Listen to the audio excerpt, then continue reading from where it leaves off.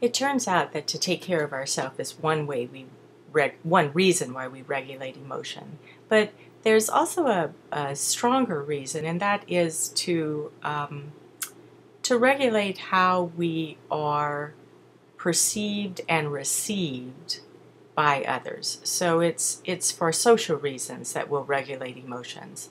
We all know that it's probably not a good idea to rejoice at our victory when it's at the hands of somebody else's defeat. We know that that's not particularly sportsmanlike to boast about being bigger, better, or brighter. Even though we're quite happy and have some spontaneous joy, we don't want to do a ha ha ha ha ha ha, kind of thing to the other side. So, and the reason we know these social rules is we have display rules, and they dictate how well we'll be received by others and how much social support we might get or not receive in the future.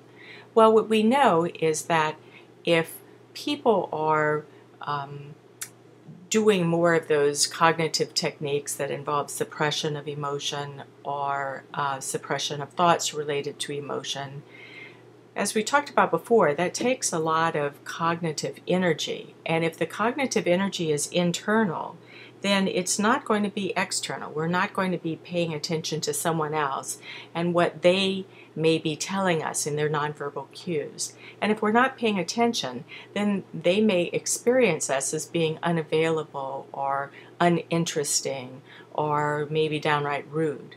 So probably the other reason to evaluate the wisdom or lack of wisdom in some of the techniques we'll use to regulate our emotions, we have to take into account the impact on others too.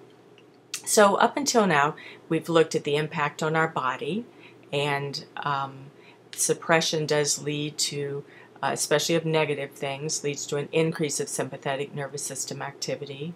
We know that experientially, we don't really erase whatever is going through us if we're suppressing a thought or feeling about it. It still remains there, unless we're well rehearsed in something that we do differently to kind of deny whatever's happening.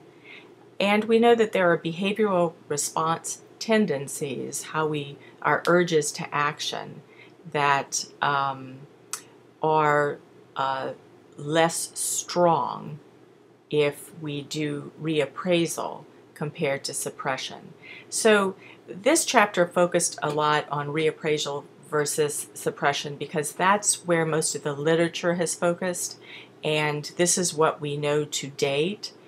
And it does indicate that while we can say there's neither good nor bad nor ugly, we all have learned honestly the ways that we cope with and monitor our feelings, cope with, monitor, and manage our feelings. But there probably are some things that would serve us and our community better. Some interventions that we can do that would be more suited than others. And one of those just happens to be mindfulness interventions, and we just happen to be able to be focusing on that in Monday's class. So see you then.